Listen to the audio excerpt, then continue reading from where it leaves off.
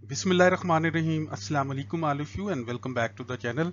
आज का हमारा वोकेबलरी वर्ड है ग्रम्पी।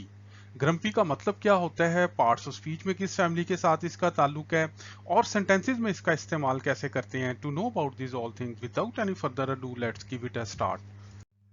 ग्रम्पी का मतलब होता है ऐसा शख्स जो बहुत ज्यादा शिकायतें करता है या जो हर वक्त गुस्से में रहता है, यानी कि बदमिजाज किस्म के बंदे को खास तौर पे, या सड़ा हुआ बंदा नहीं कहते, ये बहुत ही सड़ा हुआ बंदा है या बहुत ही बदमिजाज बंदा है, ऐसे शख्स को हम कहते हैं ग्रम्पी।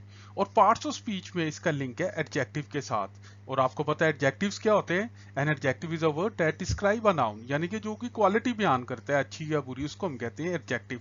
अब सेंटेंसेस में इसका इस्तेमाल कैसे करते हैं, तो ये कॉन्सेप्ट हमें मजीद, अब हम सेंटेंसेस में इसका इस्तेमाल देखते हैं, ये कॉन्सेप्ट हमें मजीद क्लियर होगा इंशाल्लाह। जैसे मिसाल के तौर पे, डोंट माइंड ओल्ड क्रम्पी पर्सन्स। यार ये जो बूढ़े लोग हो जाते हैं ना, ये जरा गुस्से वाले हो जाते हैं, जरा थोड़े से गुस्से वाले होते हैं, तो इसलिए इनकी बातों का बुरा ना माना करें, ये गुस्से वाले ही होते हैं। इसी तरह हम ये भी कह सकते हैं, I can't go on any more with this yours grumpy behaviour. यार ये जिस तरह का तुम्हारा सड़ा हुआ मुंह बना होता है या हर वक्त तुम सड़े हुए रहते हो, मैं इस तरह के बिहेवियर के साथ मजीद आपके साथ चल नहीं सकता। इसका मतलब ये है।